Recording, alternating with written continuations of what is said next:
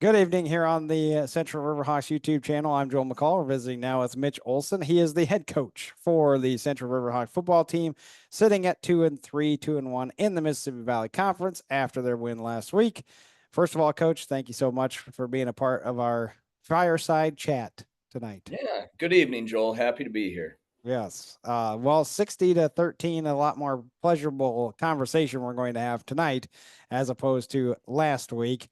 Over Baraboo, I mean, it started right away with Shepard running, or I'm sorry, Rude running right away. And it pretty much just was the entire game where you guys controlled the line. Lots of rushing, 2 touchdowns apiece for Shepard service and Rude. Up one, got one or two as well. So just a great night overall, I would say. I asked my question of the night was, can the Riverhawks have their most complete game? And I would say that you did that. I would agree. That's it. That's all you got for me. I mean, it was definitely our most complete game by far, and like there's still things to clean up, but um, I thought offensively, what we tried to do, we did at a really high level, and we had four different guys go over 100 yards rushing. So obviously, the offensive line was playing extremely well. Um, but I think what gets kind of lost in that a little bit is the unselfishness and just sort of relentless play of our receivers because they're turning 20 to 30-yard gains into 60 and 70-yard touchdowns, and that's really difficult to do and to be able to get guys to buy in. But Derek Pangier and Connor Growth, I mean, hats off to those guys. They were our offensive rocks of the week that we usually give out to our best linemen, and just the unselfish team first play from them, and taking pride in the physicality of the position. I really cannot say enough about them, and just how important that was for us, and really how rare it is to get that out of the receiver position. Well, I completely agree with you on that. I believe Nami did hit on that partway through our broadcast as well, bringing that up, talking about that. Shepard 139 yard service and Rude 130 up on 61 on one of those crisscrosses that completely fooled all of us upstairs. If you go back and look at the broadcast, Ray's even following the wrong person, and I'm calling the wrong person. So hats off to you guys for faking us out too. And the only thing I would say is two issues. There was still a couple of big passing plays, so the secondary still got beat a little bit, not too much. Obviously, Baraboo, that's not really their thing, but they were still able to capitalize a little bit with their passing game. Yeah, and I just want to be sure that we don't miss out on the fact that Karan Carter also hit 101 yards in a varsity game. Um, Credit to him, and credit to mostly the JV offensive line that was in there blocking for him. And really, I think a lot of us were most excited about that because Karan, through 5 weeks of the season, he has been our scout offensive player of the week 3 times. And it's a really, really thankless position because you're playing the scout team running back, and there is no position that is less fun to play at practice than the scout team running back. And he has done such a good job. So to be able to have him showcase his abilities on a Friday night, and all of that hard work that he's put in for that to be able to show up, I think we're most excited about that. And yes, we still have to limit the big plays through the air. And I don't think we necessarily put some of our D backs in a great spot because they were left alone in single coverage a Sure. lot of the night. But we were able to kind of turn that Baraboo team into a one-dimensional team, and being able to eliminate that, I still do like that. So yeah, all in all, I think it was pretty good. Well, the last thing I was going to mention was I want to give Baraboo some flowers. They were still competing throughout that Yeah. game. They had You could see it on the bench. They were not deep, lots of injuries, different quarterbacks. It's the third quarterback they've used throughout the year. So I know the injury bug's been on them. And those kids still played hard all the way through the end of that game. And I have to give them a ton of credit for that too, because I know the way that their season is going, those kids could fold and just say, okay, I'm done, I don't want to compete anymore, I don't want to do this, and they're not doing that. And that's a credit to the kids and their staff for getting those kids to buy in and say, listen, we're going to still celebrate those little things. And so my hat's off to them, and hopefully better things to come for Baraboo. Absolutely. And, I think a lot of that is just a credit to Coach Turkington as well. He is a very well liked and really respected guy around the state. And, it wasn't all that long ago. They were really deep. I think a level four team deep into the playoffs. And, last year they were a good team. And, I Right. think it was 4 years ago when they had Luna Larson, who I believe now is still playing with the Badgers. So they have had some really good teams, and everybody goes through this to a certain extent, but not everybody handles it with class and always does it the right way, like Coach Turkington and the rest of the Baraboo staff and players did. Yeah, for sure. Well, and we go from Baraboo, who's struggling, to Tomah, who's struggling. 1-4 for them on the year. They lost 62-0 to Holman. As you told me last week, you're just following Holman week after week. Their opponent, then it's the Central's opponent, is whoever Holman just had. So now you get a chance to see the Vikings again on the film, and they won 62-0. They scored 42 points in the second quarter alone, and what I looked at with Tomah was their offense, about 450 total offensive yards in 5 games. This is a team that's really struggling, coach, but at the same time, you don't want to overlook anybody because you never know what could happen on a Friday night. Yeah, and they've been a little bit banged up too. Notice that. Yeah, Alex Boyko is a very, very good athlete, a phenomenal track kid, and you could see it last year on the football field, and he was a junior too. I think he's probably going to be healthy this week, so we have to prepare as if he was there. I think that we'll probably see him out there, and that really changes a lot of what they do when he's on the field because he is such a good athlete, and they have some other really talented players as well. The linebacker that's playing a little bit of offense for them, the Raisin kid. Then there's another. Um, Yeah, he had the brother that graduated last year, Brisky. He Emily. started for them. Yeah, he started for them last year as a freshman and was a really talented player. So, I think that there's a lot of new faces because they did graduate a lot, especially up front, both offensively and defensively last year. So, they're going to get better and better as the year goes on. Coach Protz does a great job.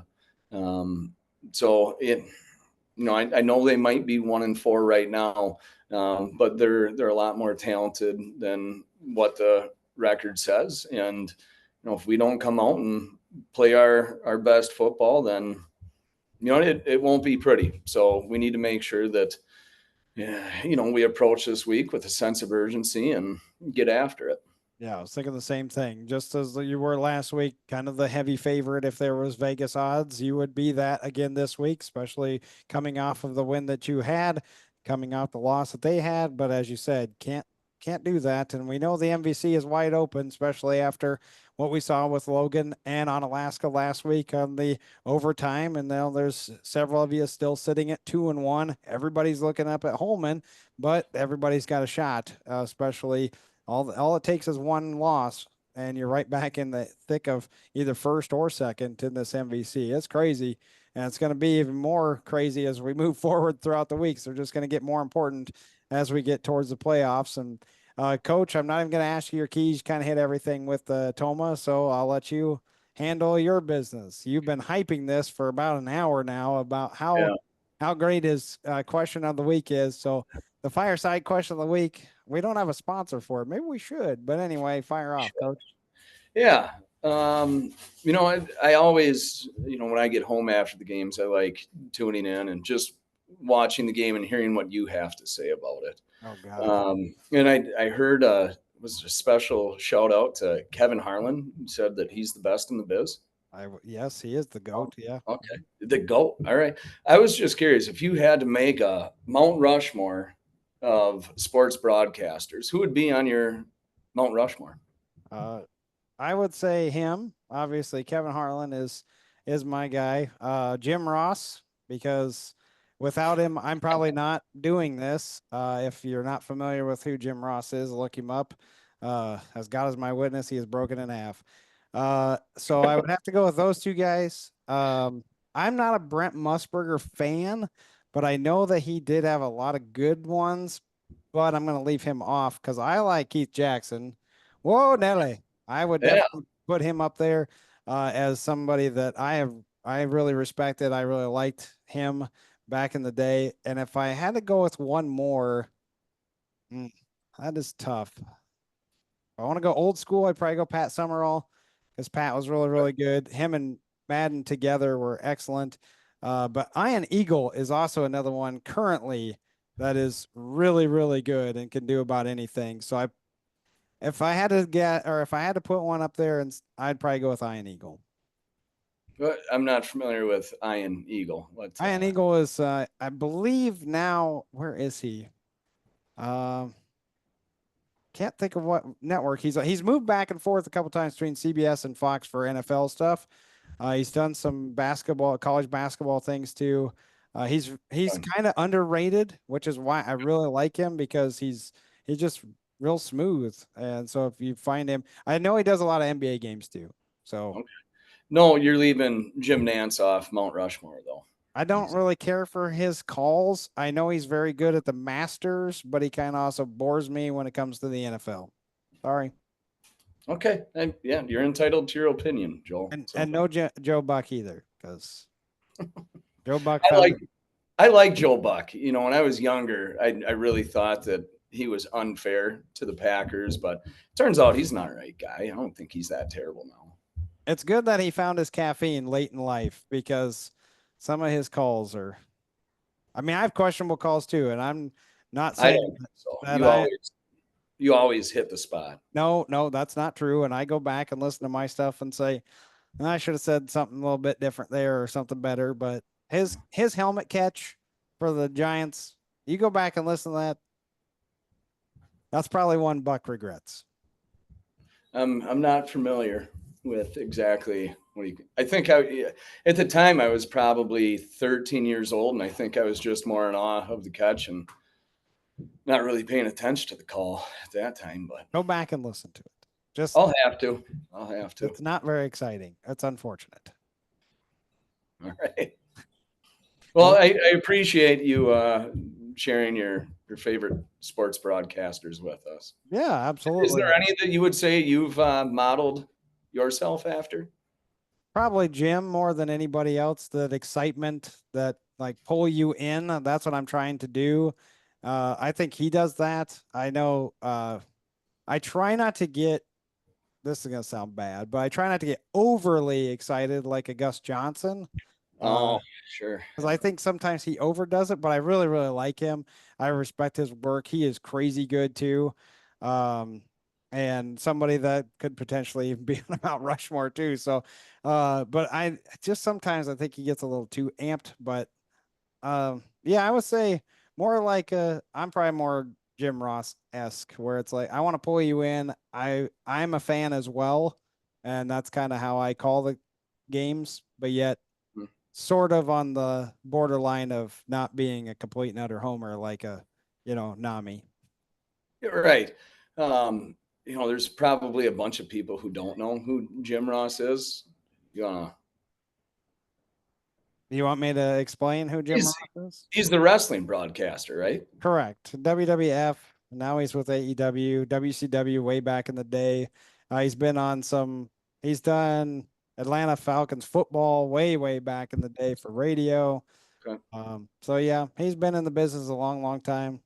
Um, Not really the sports business, but obviously the high peak of 8 million to 9 million people watching WWF Raw back in the day of early or late 90s, early 2000s. He's got his name stamped all over that.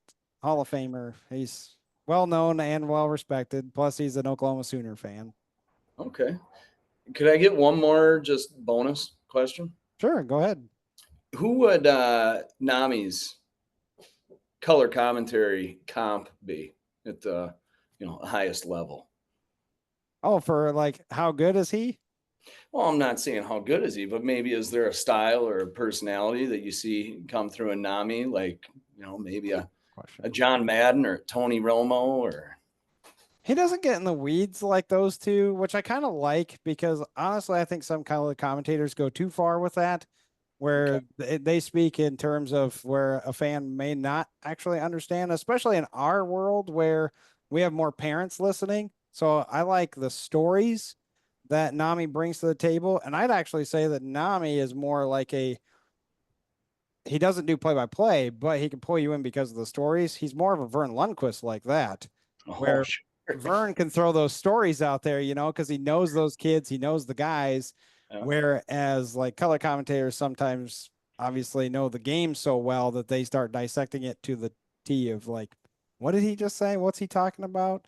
So I would yeah. say that where like Nami can kind of give you the story and the background of some of our student athletes better. And that sounds more like a grandpa ish Vern Lundquist type style, which I like. I actually like that. And I would say that this is getting too long on me now, coach, but um, I would say that everybody that I've ever worked with color commentating wise, Nami and I have the best rapport because I can make fun of him. He bounces it off. He doesn't care. He throws it back at me sometimes too. And I'm starting to, get him to be more sarcastic and which I like and more forthright. So I like that. He's Yeah. it's good You stuff. guys are the dream team. You guys do a great job. We're lucky to have you. That's not true. We're not a dream team, but we work at it every week and we try to get better. And so, you Well, you know, do a great job, and we appreciate you. well, I appreciate that. And if you want to hear Nami and I on a broadcast, look at that transition. That's fantastic. Uh, we have the Tomah game coming up. I know Nami is going to do boys soccer tomorrow night. And they did get a reschedule too. I just want to make mention of that their Aquinas match that he was originally going to do last week, but obviously got rained out, that has been rescheduled for 4:30 on Wednesday. So probably not going to be covering that, but he will be covering Holman at home, Field for Kids, 7 o'clock. Nami has that. And then we have the football game for you at Tomah. Not heard if we're in the press box or not, but we plan on being there no matter what. If we have to be outside, the weather sounds like it'll be gorgeous as it was today, a top 10 day. So hopefully things turn out that way on Friday night, and we'll be there to cover Tomah and the Riverhawks when it comes to football. Coach, thank you so much for your time. Do appreciate it. Good luck. Send me some starters. Thank you, Joel. You bet. Coach Olson, then. I'm Joel McCall. Thank you so much for tuning in here on the Central Riverhawks YouTube channel.